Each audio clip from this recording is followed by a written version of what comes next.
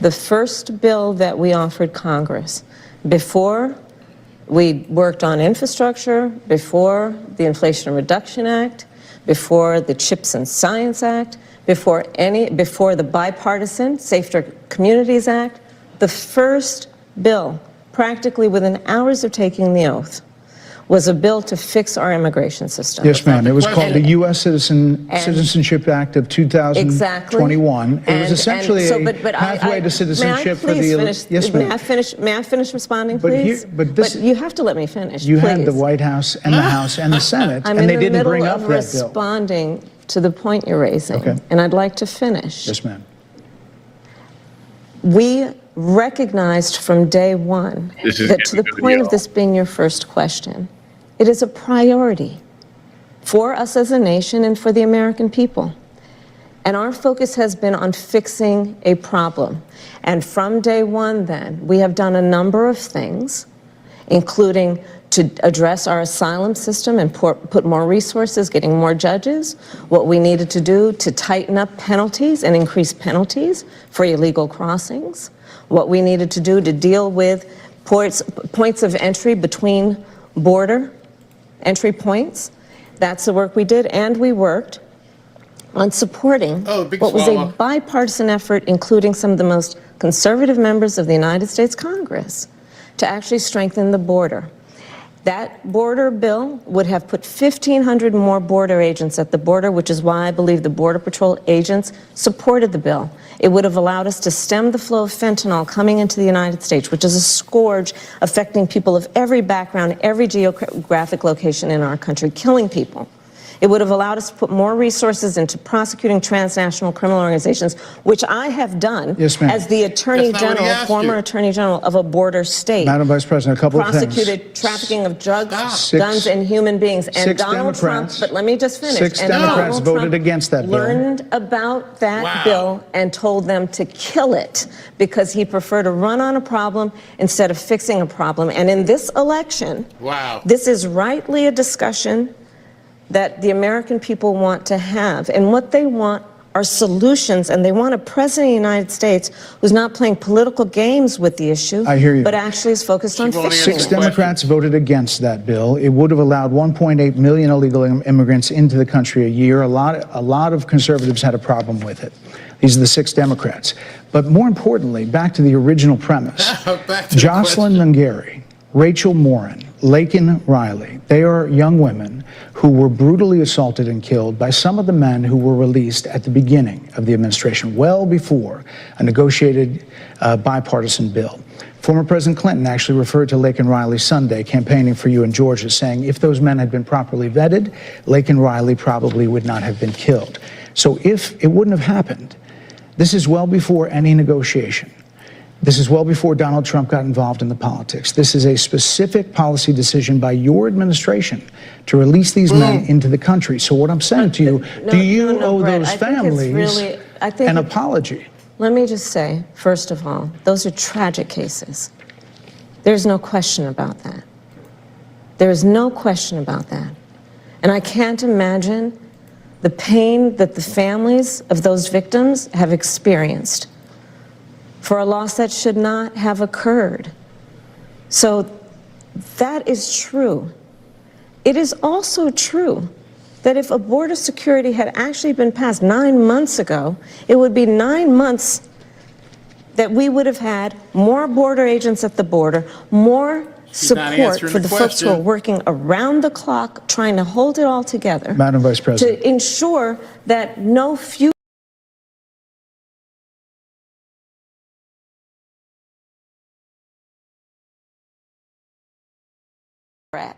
Madam Vice President, it was a policy decision in the early part of your administration. I will let one of the mothers talk about it. Take a listen. Because of the Biden-Harris administration open border policies catch and release, they were enrolled in the Alternatives to Detention program. This meant that they were released into the United States. It was not even a full 3 weeks. Sorry guys, I just had to change the stream. Jocelyn Nungare's life. This is better here. I believe the Biden-Harris administration open border policies are responsible for the death of my daughter. That's the early days So do you owe them an apology is what I'm saying. I will tell you that I am so sorry for her loss. I am so sorry for her loss. Sincerely. But let's talk about what is happening right now with an individual who does not want to participate in solutions. Let's talk about that as well. But do you want to answer in all fairness, I told you, I feel awful for what she and her family have experienced. During that time, you said repeatedly that the border was secure. When in your mind did it start becoming a crisis?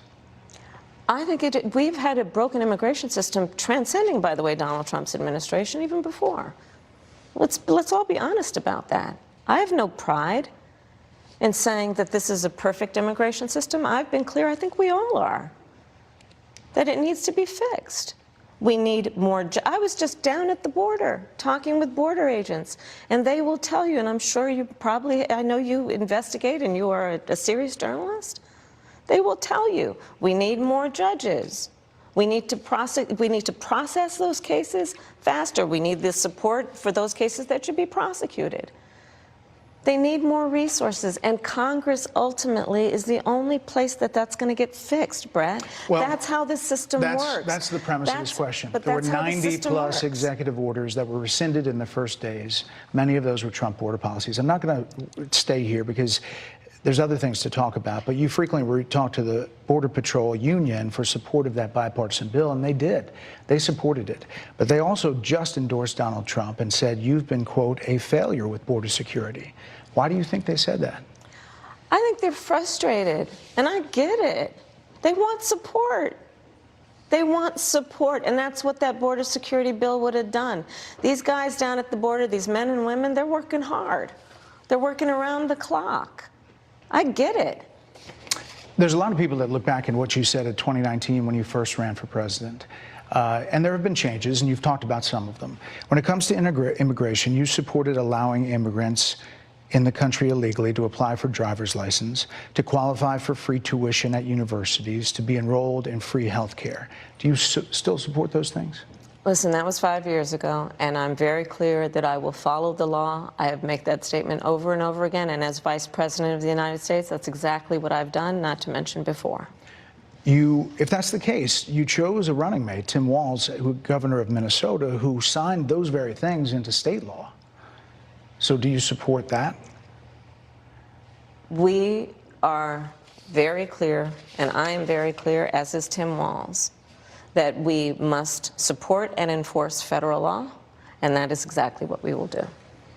So decriminalizing border crossings, like you said in 2019. I do not believe in decriminalizing border crossings, and I've not done that as vice president. I will not do that as president. So these are evolutions that you've had. No, but let's be very clear.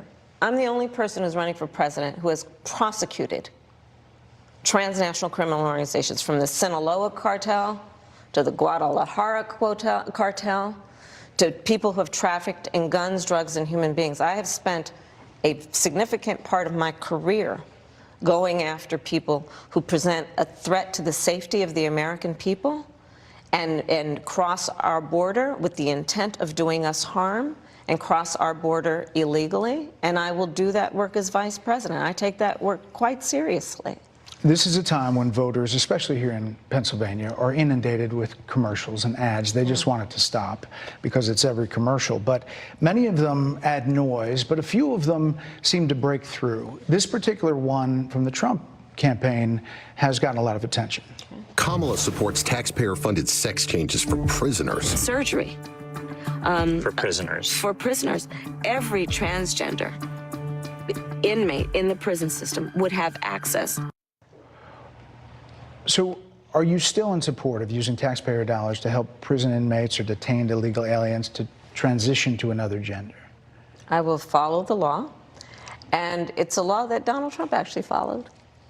You're probably familiar with, now it's a public report, that under Donald Trump's administration, these surgeries were available on a medical necessity basis to people in the federal prison system. And I think, frankly, that ad from the Trump campaign is a little bit of like throwing stones when you're living in a glass house. The Trump aides say that he never advocated for that prison policy and no gender transition surgeries you know what? You got to take during responsible for what happened in your presidency. administration. Yeah, no surgeries happened in his presidency. It's in So black and white. would you still advocate for using taxpayer dollars for gender reassignment surgeries? I will follow the law, just as I think Donald Trump would say he did. You would have a say as president. Like I said, I think he spent $20 million on those ads, trying to create a sense of fear in the voters because he actually has no plan in this election that is about focusing on the needs of the American people. Whereas, at $20 million on that ad, on an issue that, as it relates to the biggest issues that affect the American people, it's really quite remote. And again, his policy was no different. Look at where we are, though. They say on it was plans different, for the but American we'll people, move on. I'm offering a plan to deal with affordable housing.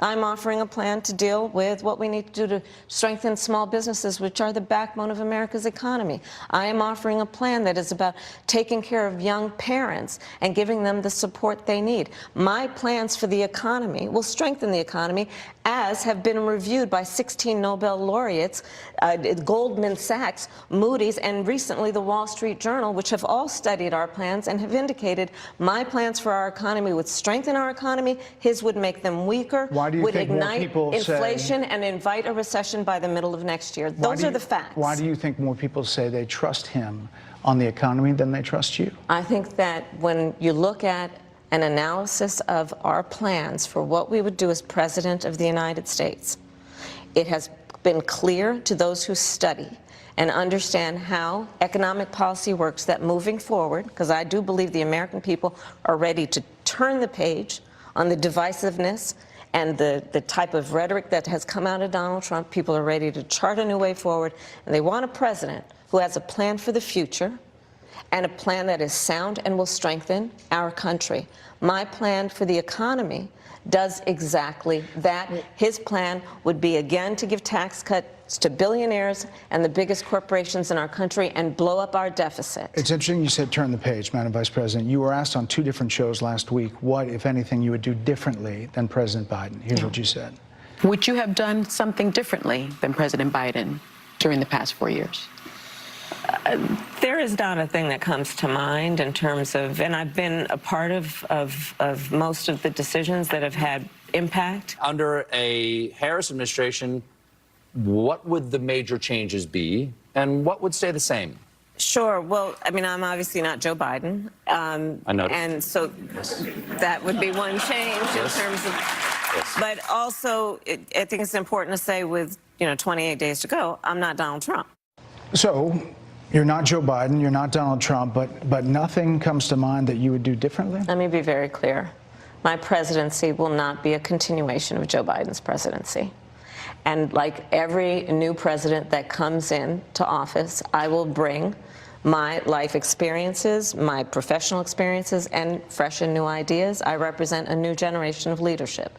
I, for example, am someone who has not spent the majority of my career in Washington, D.C. I invite ideas, whether it be from the Republicans who are supporting me, who were just on stage with me minutes ago, and the business sector, and others who can contribute to the decisions that I make about, for example, my plan for increasing the supply of housing in America and bringing down the cost of housing, addressing the issue of small businesses, which is about working with the private sector to bring more capital and access to capital to our small business leaders, including my plan for a $25,000 down payment assistance for first-time home buyers and for small businesses, extending the tax deduction from $5,000 to $50,000. We've heard a lot about those plans in recent days. Your campaign slogan is a new way forward, and it's time to turn the page. You've been vice president for 3.5 years, so what are you turning the page from? Well, first of all, turning the page from the last decade in which we've been burdened with the kind of rhetoric coming from Donald Trump that has been designed and implemented to divide our country and have Americans literally point fingers at each other. rhetoric and an approach to leadership that suggests that the strength of a leader is based on who you beat down instead of what we all know. The strength of leadership is based on who you lift up. The strength of an American president, which is one who understands that the vast majority of us have more in common than what separates us. Madam Vice President, more than 70% of people that is tell about turning the page on rhetoric that people are frankly exhausted of, Brett. More than 70% of people tell the country is on the wrong track. They say the country is on the wrong track. If it's on the wrong track, that track follows 3.5 years of you being vice president and President Biden being president. That is what they're saying, 79% of them. Why are they saying that? If you're turning the page, you've been in office for 3.5 years. And Donald Trump has been running for office. But you've been the person holding the office. Come on. Madam You Vice and I President. both know what I'm talking about. You and I both know what I'm talking about. I actually don't. What are you talking about? What I'm talking about is that over the last decade, people have become. But listen, over the last decade, it is clear to me, and certainly the Republicans who are on stage with me, the former chief of staff to the president, Donald Trump, former defense secretaries, national security advisor, and his vice president. One, that he is unfit to serve, that he is unstable, that he is dangerous, and that people are exhausted with someone who professes to be a leader who spends full time demeaning and engaging in personal grievances and it being about him instead of the American people. People are tired of that. If that's the case, why is half the country supporting him? Why is he beating you in a lot of swing states? Why, if he's as bad as you say, that half of this country is now supporting this person who could be the 47th president of the United States? Why is that happening? This is an election for president of the United States. It's not supposed to be easy. I know, but it's not supposed to be. It is not supposed to be a cakewalk for anyone. So are they misguided, the 50%? Listen, are they stupid? What is it? I would never say that about the American people. And in fact, if you listen to Donald Trump, if you watch any of his rallies, he's the one who tends to demean and belittle and diminish the American people. He's the one who talks about an enemy within, an enemy within, talking about the American people, suggesting he would turn the American military on the American people. We asked that question to the former president today. Harris Faulkner had a town hall, and this is how he responded. I heard about that. They were saying I was like threatening. I'm not threatening anybody. They're the ones doing the threatening. They do phony investigations. I've been investigated more than Alphonse Capone. He was the greatest gangster. No, it's true. No, but think of it. It's called weaponization of government. It's a terrible thing. So, Brett, I'm sorry, and with all due respect, that clip was not what he has been saying about the enemy within that he has repeated when he's speaking about the American people. That's not what you just showed. He was asked about that specific... No, that's not what you just showed. In all fairness and respect to you... that was the question that we asked him. You didn't show that, and here's the bottom line. He has repeated it many times, and you and I both know that. And you and I both know that he has talked about turning the American military on the American people. She's trying so hard to push that lie. It's not even funny. People who are engaged in peaceful protest. He has talked about locking people up because they disagree with him. This is a democracy. And in a democracy, the President of the United States, in the United States of America, should be willing to be able to handle criticism without saying he'd lock people up for doing it. And this is what is at stake, which is why you have someone like the former chairman of the Joint Chiefs of Staff saying what Mark Milley has said about Donald Trump being a threat to the United States of America. He's quoted in the Bob Woodward book that way, yes. Let me ask you this, Madam Vice President. You call Donald Trump... The significance of that. You call Donald Trump... he's misguided. You say now he's unstable. He is unstable, Brett. He's not well. You say he's mentally not stable. He's not stable. Let me ask you this. You told many interviewers that Joe Biden was on his game, that ran around circles on his staff. When did you first notice that President Biden's mental faculties appeared diminished? Joe Biden, I have watched from the Oval Office to the Situation Room. And he has the judgment and experienced to do exactly what he has done in making very important decisions on behalf of the American people. There were no concerns raised? Brett, Joe Biden is not on the ballot. I understand. And but, Donald Trump but is. you talked about it. And Donald Trump After George Clooney said within a few minutes of talking to President Biden at a fundraiser that he thought this was not the same Joe Biden that we saw on the debate stage. Donald Trump is on the ballot. I understand. You met with him at least once a week for 3.5 years. You didn't have any concerns? I think the American people have a concern about Donald Trump, which is why the people who know him best, including leaders of our national security community, have all spoken out. Even people who worked for him in the Oval Office, worked with him in the Situation Room, and have said he is unfit and dangerous and should never be president of the United States again, including his former vice president, which is why the job was open for him to choose another running mate. So that is a fact. That is a fact. Madam Vice President, two more things. You were asked on 60 Minutes about the biggest threat that the world faces, that the U.S. faces. This is what you said. Which foreign country do you consider to be our greatest adversary? I think there's an obvious one in mind, which is Iran. Iran has American blood on their hands, okay? This attack on Israel, 200 ballistic missiles. What we need to do to ensure that Iran never achieves the ability to be a nuclear power, that is one of my highest priorities. A number of experts thought you would say China. The FBI director had said that. But you said Iran. If that's the case, what do you say to critics who look at the actions of your administration and say you're not acting like Iran is the #1 threat? Well, I will tell you most recently, whether it was in April or in October, in the several hours on each occasion that Iran posed a threat to Israel, I was there.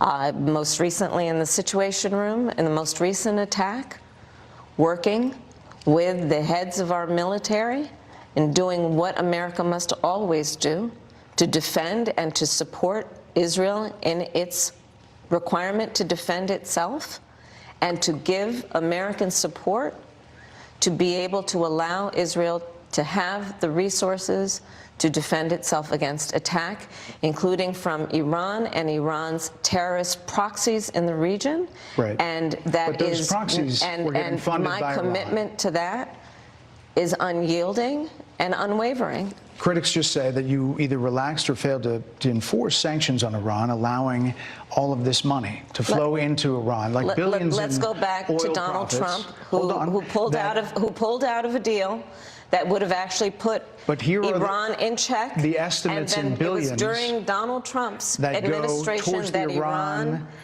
regime. That we had an American military base that was attacked, where American soldiers suffered traumatic brain injuries, and Donald Trump dismissed them as headaches, not to mention how Donald Trump has treated and talked about America's military and military service people, calling them suckers and losers, Hamas, has diminished the significance. We're talking over each other. I apologize. Well, I would like that we would have a conversation that is grounded in full assessment of the facts, which includes, I think this interview is supposed to be about the choices that your viewers should be presented about this election, and the contrast is important. Yes, ma'am. And on the subject of Iran, I am offering what should be an important contrast that is presented for folks to make a decision that they feel. Who look at what the administration did and say and think differently. Madam Vice President, they're wrapping me very hard here. I hope you got to say what you wanted to say about Donald Trump.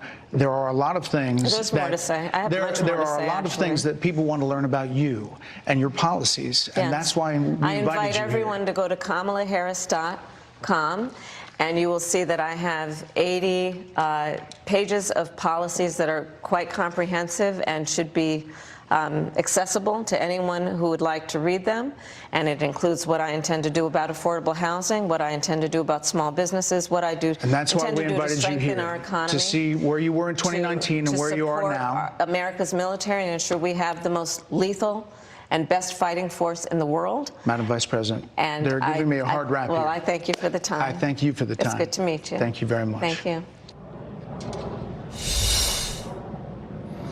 Okay, let's bring in our panel. Martha McCallum, anchor and executive editor of The Story with Martha McCallum. Dana Perino, co-anchor of America's Newsroom, co-host of The Five, and Harold Ford Jr., former Tennessee congressman, co-host of The Five. Dana, I'm going to start with you. What's your takeaway?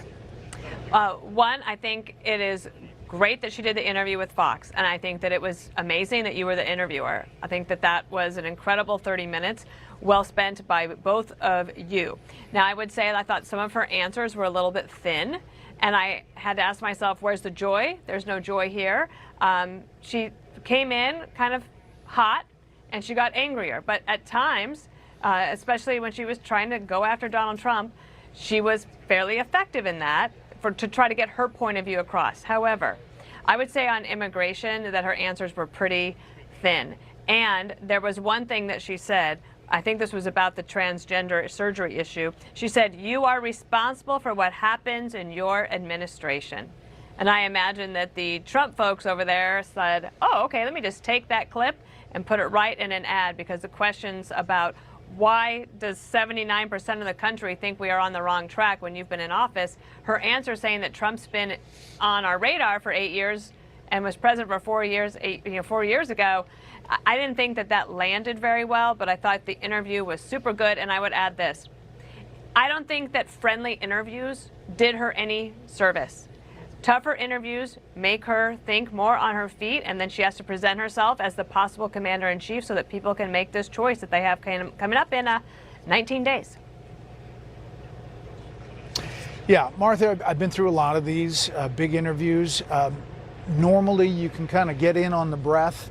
You can ask another question. Sometimes, you know, there's an effort to filibuster, and there's an effort to create a moment. And I think that was their goal coming in. I tried to redirect numerous times without interrupting too much, but at some point, you kind of have to redirect to get back in the game. Absolutely. And Brett, I thought you did a masterful job. This is the kind of interview that we should see a lot of on the campaign trail. And we have seen Trump, and comes to mind the Bloomberg interview yesterday where he was getting pushback. She has not exposed herself to this kind of moment. And, you know, there were numerous occasions where she appeared to be scrambling a bit and that her answers were thin. I thought you really asked the questions that a lot of Americans want answers to, which is, how did you let all these millions of people come into the country, and do you have any regrets about it? And I think her answers were not good on that, you know. And about the economy, when you asked her what would be different under a Harris administration as opposed to a Biden administration, you know, the things that she brought up was that she would listen to Republicans and she would listen to the business sector. She also mentioned the $25,000, which we've heard about, that she offers home buyers. But we didn't get a clear, who are you? What do you stand for? What would America look like under a Kamala Harris economy? So, I think that was a rough moment. Let me play this soundbite. It's on Turning the Page, stop 3. If you're turning the page, you've been in office for 3.5 years. And Donald Trump has been running for office. But you've been the person holding the office. Come on. Madam You Vice and I President. both know what I'm talking about. You and I both know what I'm talking about. I actually don't. What are you talking about? What I'm talking about is that over the last decade, But people you're the have lever of become. power. But listen, over the last decade, it is clear to me, and certainly the Republicans who are on stage with me, the former chief of staff to the president, Donald Trump, former defense secretaries, national security advisor, and his vice president. One, that he is unfit to serve, that he is unstable, that he is dangerous. Harold, at that point, I really didn't know what she was talking about because she was going back a decade and talking about Donald Trump. So, thoughts overall? So first off, you did a great job. You did a great job because you asked the tough questions and you went back at her with tough questions. And she should be pleased with how she performed this evening. I think what Dana and Martha are saying, there's a lot of truth to some of the answers that I would have wanted a more wholesome or full answer to. But she got a lot out of this interview, and I think one of the things that I hope it makes clear to her campaign is that coming on Fox and coming before our audience is the right thing to do. Two, she said something I think that she's going to want to make clear and repeat over and over again, and that was when you asked the question about whether she would be like Joe Biden or her administration, if she's fortunate to be elected, will look like Joe Biden. She said this will not be a continuation of the Joe Biden administration or presidency. I would imagine they're going to run that over and over again. Probably some of the things they won't run are some of the things that Dana and Martha have touched on. I thought she should have been clearer about her position on if she's for the transgender operations or transitions or not. If indeed she, on immigration, if she's for some of those things in 2019, I think it would have been clearer and firmer had she just said, no, I'm not for those things. But I think tonight was a sign and a signal to the country as to why we need more debates between candidates. You, in many ways, Brett, were having to ask the question over and over again and follow up on behalf of a lot of our viewers, and I would argue a lot of Americans who want clarity around the transition between 2019 and 2024. But overall, this was a win for you, and she has to be pleased with how she performed this evening. I mean, she definitely had a moment there where she was talking about Donald Trump and the threat that she sees and citing the former chairman of the Joint Chiefs. Dana, I started with immigration because she does do this talking point about we dropped a bill in the first days. I mean, the bill was dropped, but it was an amnesty bill. It was to get 11 million illegal aliens citizenship in 8 years, and they had the White House, the House and the Senate, and the Democratic leadership did not bring that bill up. And then, you know, I was trying to get into the progression and to let her see, I was talking about the executive orders and the actions taken in the first days. It just took a little while to make that point.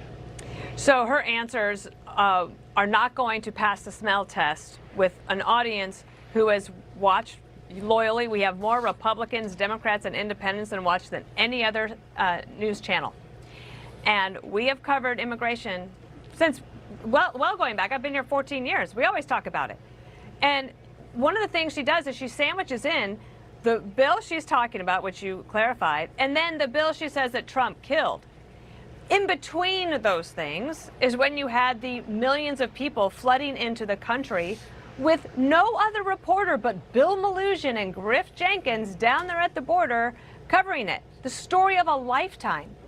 And now people are dealing with that in not only in New York City, or not even just the border states, they're dealing with it in all the major cities.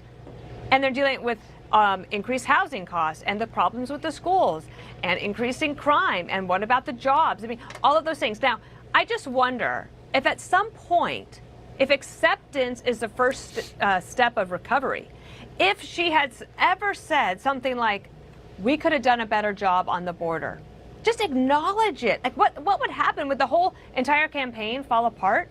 Because the majority of people think that Trump would be better on immigration. Simple. Yeah, not only that, but maybe more specific, she could have had this Sister Soldier moment where she separated herself a little bit. I'm pleased to be joined by Britt Hume, our chief political analyst, and we were trying to get him up for some thoughts. Britt, what's your takeaway? Well, she was combative and energetic, and she certainly landed some blows on Donald Trump. But in terms of how well she answered your questions, which were about the very things that have been raised about her, you know, the thinness of her positions, her failure to explain her flip-flops on issues going back to when she was a candidate for president back in 2019 and 2020, she didn't give you very much, Brett, and you did a great job. And those are the right questions to ask. You did a good job of answering them, of posing them. And she, you know, I'm sure her partisans would look at that and say, yay, Kamala, she fought you. But if people have doubts about her, I don't think that she cleared them up. All right, we're going to take a quick break. On the other side, we'll have a couple more moments and we'll digest a little bit more with our panel. More after this from Pennsylvania.